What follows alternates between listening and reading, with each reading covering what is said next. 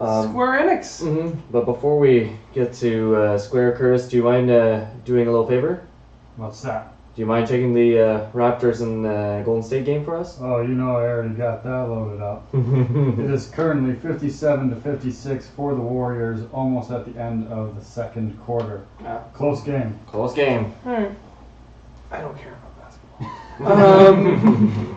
So, Square Enix just wrapped up their E3 presentation. E3 being I think, a massive turnaround from last year. I mean, the bar was set so low.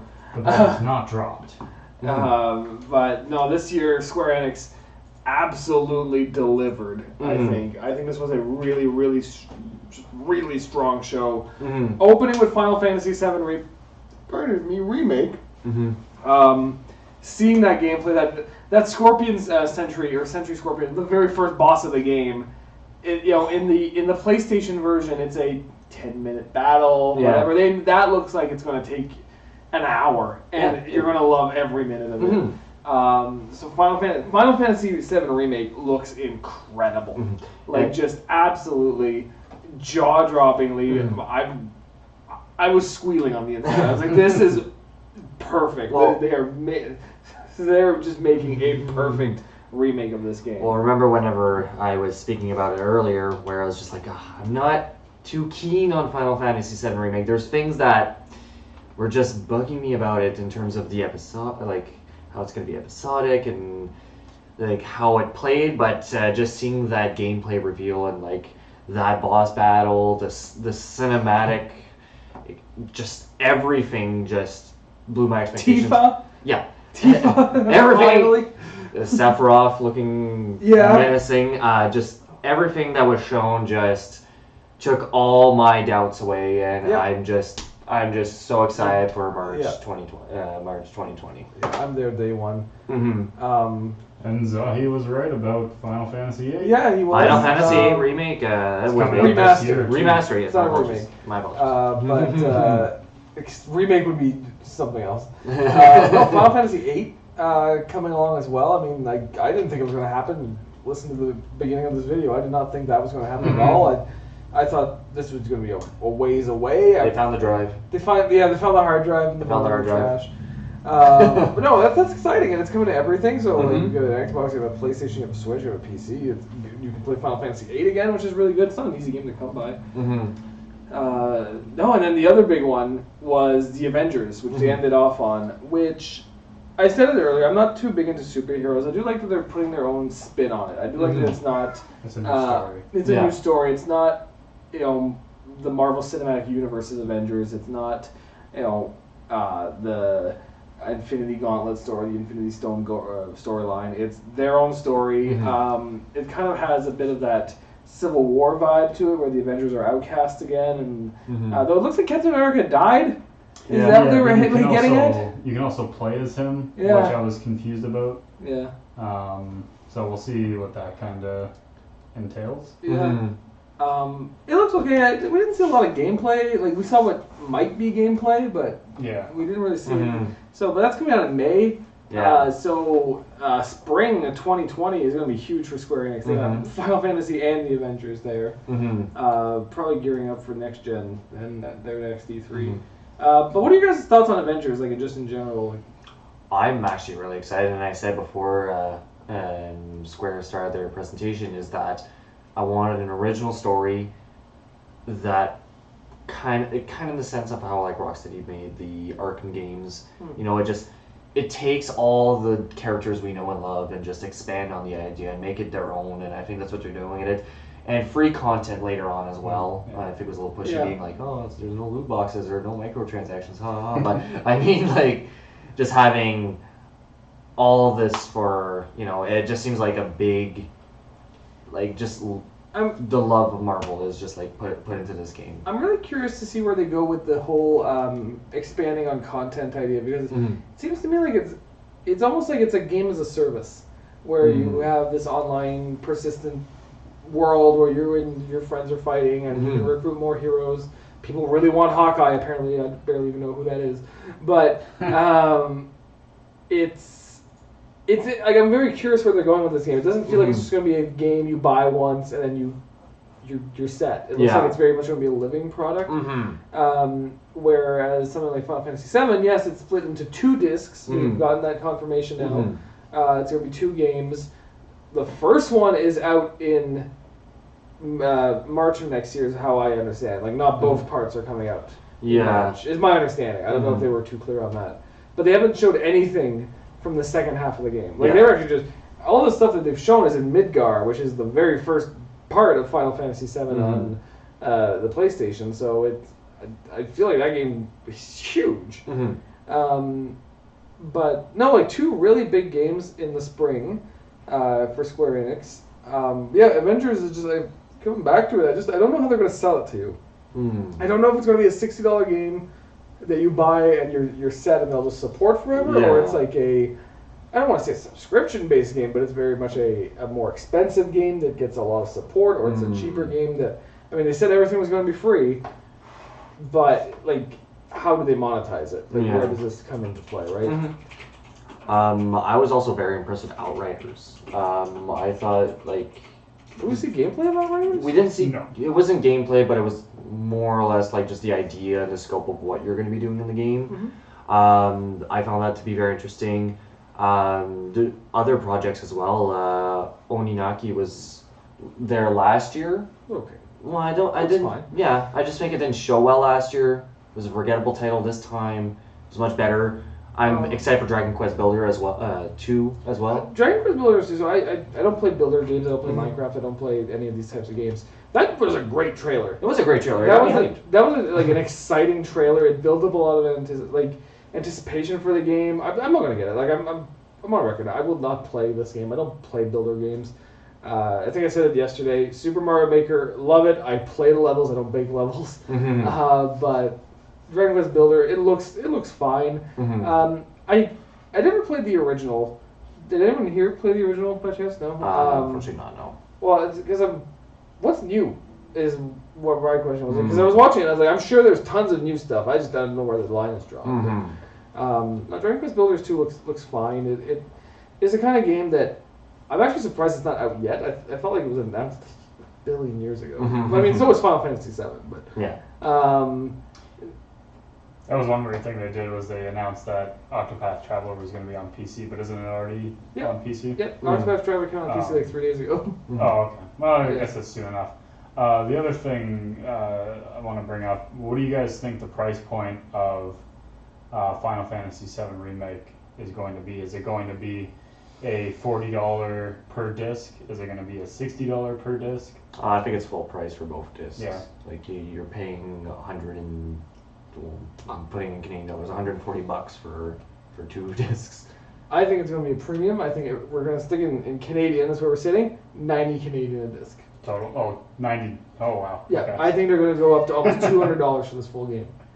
Wow. You got that Square Enix tax. Yeah, Square Enix games are expensive, especially when it comes to their premier brands like Final Fantasy. They could sell this thing at $90 a pop. People will buy it, and people will line up for it. Yeah. That's where I'm thinking. I don't think it'll be cheaper. I don't think you're getting half. They kind of hinted at it in the presentation. Is that you are getting a full game out of half a disc, half a game. Sorry, and I don't think they're going to charge you less for that. I think they're going to they're going to go full price, and then they're going to well, this is a really big game for us. We're going to put $10 on it. I'm buying it. I don't care. That collector's edition with Cloud on the motorbike is pretty cool. I'm not going to put that anywhere. I'm not going to get that, but it's pretty cool. It is. That is a very cool thing. So I don't know if you guys saw, those 2 games that are coming over from the Saga games. Yeah. So one of them is also being released on PS Vita. Yes, I did notice that. Quite interesting. Yeah. So the Vita is getting is getting support this season, not just limited run games, whatever, it's fine. Yeah. But Square Enix announced a new game. It's never released in North America before. I think it's Romancing Saga 3 that's coming to the Vita. Yeah, it was whatever one was on the left side. Yeah, Saga 3. So I believe that maybe someone can correct me in the comments, but I believe that was a Super Nintendo game, a Super Famicom game. Yeah, coming to Vita. Mm-hmm. So the Vita is like holding on to dear life. I know Sony officially announced that I think come the summer they will not produce cartridges anymore for it. So either maybe, and I think this is how Limited Run Games did it. They just said, all right, you know what, Sony, you're not making cartridges anymore. How many do you have left? And we'll buy up the stock. But I think Square Enix got in on it as well. I mean, that is if it comes physically to the Vita. Yeah. It could be a digital game on the Vita, though. The problem with that is that Vita memory cards are becoming very hard to find. I mean, they were always hard to find, but they're becoming extremely hard to find. So releasing it physically might actually be easier for a lot of people to get their hands on it. I mean, I don't know a lot of people who will be like, "I'm getting that on Vita." It's coming to Switch. You can play it on a portable system that actually is supported. Actually, and you know what? That is another point I wanted to bring up that I noticed during this press conference. A lot of Switch support. Yeah. Square Enix is on board with the Switch. They're the first company today. I mean, Ubisoft is on board as well, but they are bringing Final Fantasy VIII to the Switch. Dragon Quest XI is, I mean, it's not a Switch exclusive, but it is getting a Switch exclusive version. Yeah. The 2 Saga games are coming to Switch. Builders 2 is coming to Switch. I didn't say it in here, but I know it's coming to Switch. I've heard that before. And then I was gonna say, what else is coming to Switch is the game that's being released tonight. Yeah, The Last Remnant remastered. Then that was actually a big kind of like a shocker. The Last Remnant was an Xbox 360 game, I believe, an Xbox 360 exclusive. Square Enix a million year E3s ago. I believe it was the one where they announced that Final Fantasy 13 was coming to the Switch, the Xbox 360. They got on stage and announced the partnership with Microsoft to bring over a lot of RPGs. Yeah. Blue Dragon was one of them, and then The Last Remnant was another one. And The Last Remnant being remastered is really cool because it was basically forgotten. The Xbox 360 was not a machine that pushed RPGs. People weren't extremely interested. But it's coming to Switch. It's out tonight. It's a shadow drop. I haven't hopped onto the eShop yet. I might do that to see how much it is and how much space it takes up. It's the kind of game I'd rather have physically if it's going to be a big game. Yeah. The Switch is a bit memory constrained, but that's I mean that's fine. Their mobile games, they have a brand new mobile game in the Brave Exvius series coming out that they said would be the pillar of a start of a universe. So I took that. Maybe you guys took it a different way or whatever, but I took it as Exvius is the mobile Final Fantasy universe now. Where they did have a bunch of different games on mobile. They had they had War of the Lions, where Final Fantasy Tactics. They had Record Keeper. They had Mobius, and now it looks like Brave Exvius, and now I can't make out that title. It's War of the Visions. War of the Visions they're both in the same universe, and it kind of looks like they're putting their mobile universe together for Final Fantasy.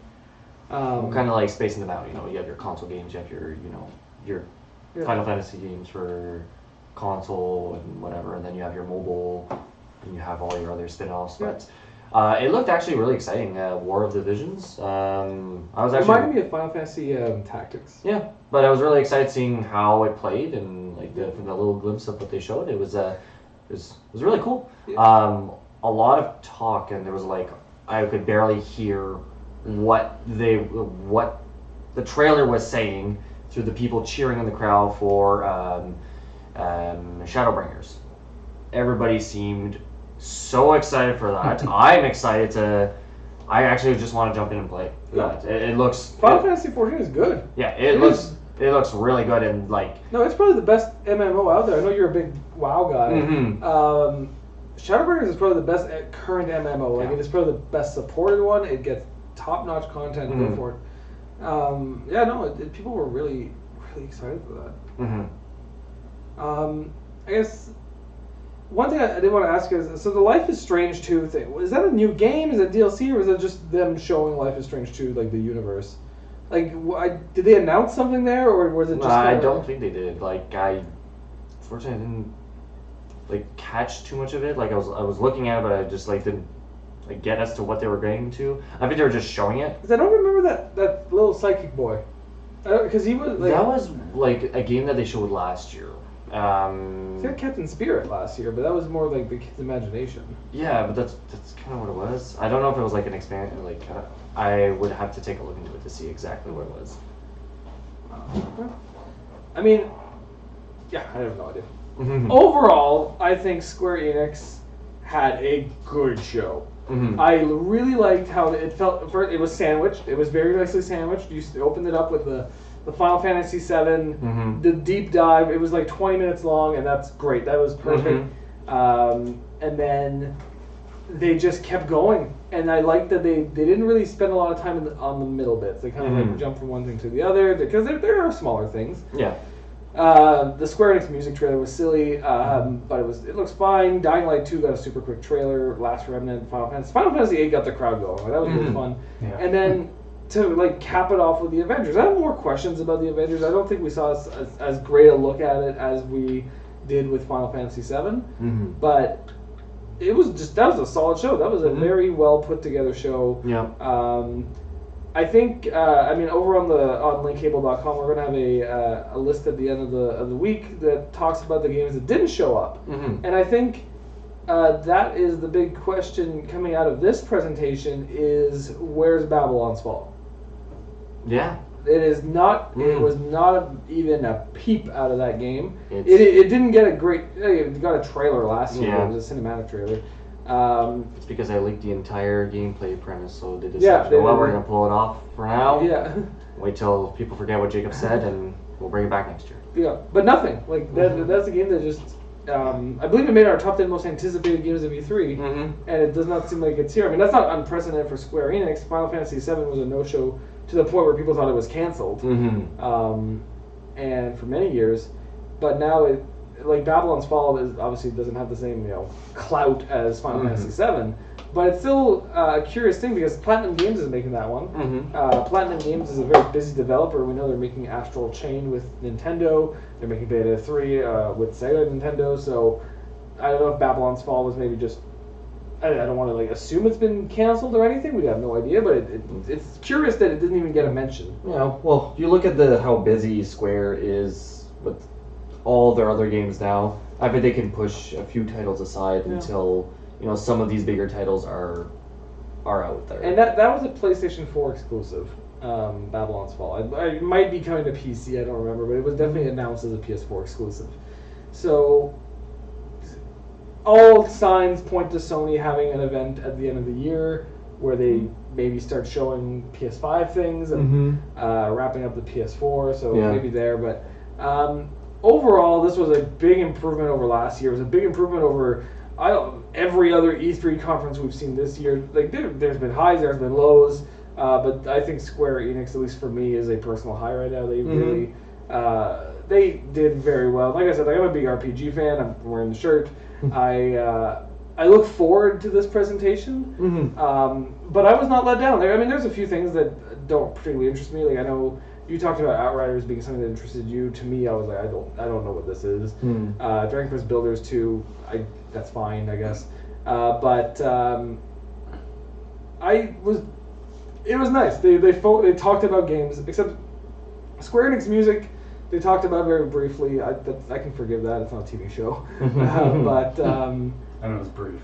And it was brief, and the trailer was cute. Yep. The big brass band about to start playing, and they start with na na na na na na, and then they stop. So that was really great. I had a lot of fun with this one. This is a great way to cap off the night and kind of a bit of a to wash away the aftertaste of Ubisoft's press conference, which I am not a fan of. Yeah. Well, would you like to start us off with your out of 10 rating then? My out of 10 rating for this one? I am going to give it.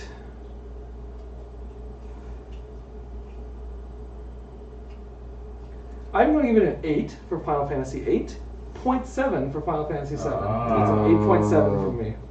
Okay. I mean, I just loved everything. They made a press conference work. It wasn't just people talking on stage. They had a mix of both. And the games that they showed were all high quality and some highly demanded projects like Final Fantasy VIII. How long has that been asked for? But for me personally, everything excites me, and it's a remaster. It's not just important; it's a remaster. For me, I'll say it's a 9. They really did a fantastic job this year. Yeah, and I'm gonna give it an 8.5 overall. I quite enjoyed it. You know, I'm not. I haven't played a lot of these games or a lot of the remastered versions, but Vendors looks cool. I'm excited for that. It looks like it might be too busy in terms of gameplay, but that bridge scene was very it was very overwhelming. Yeah. But that was quite a good show and a good one to end it off for second last show of E3. Yeah, that's right. So today's done. Our streaming's done for the day. Thank you so much for sticking with us. It was quite a day. I think we put together almost 9 hours of streaming today. So it was a ton of fun though. Saw a lot of great games, and definitely know what to look forward to next year. Not quite done. So tomorrow, if you want to join us at around 11:30 a.m. Eastern time, we'll be discussing Nintendo and then watching the Nintendo Direct together. So that'll be a big one. We already know a Smash character is about to be announced. Who could he be? Who knows? There's rumors floating around of a new Metroid game sneaking in. Luigi's Mansion 3, The Legend of Zelda: Link's Awakening. So whole lot you don't want to miss tomorrow. So make sure to check in. But that's been the Link Cable crew. If you want to follow us on linkcable.com, we post new content every day. And follow us on YouTube as well, so we can keep making videos. Let us know what you liked, what you didn't like, and we will keep doing what we're doing. So thank you very much. Have a pleasant evening, and we'll see you tomorrow. Take care, everybody. Bye now. Bye.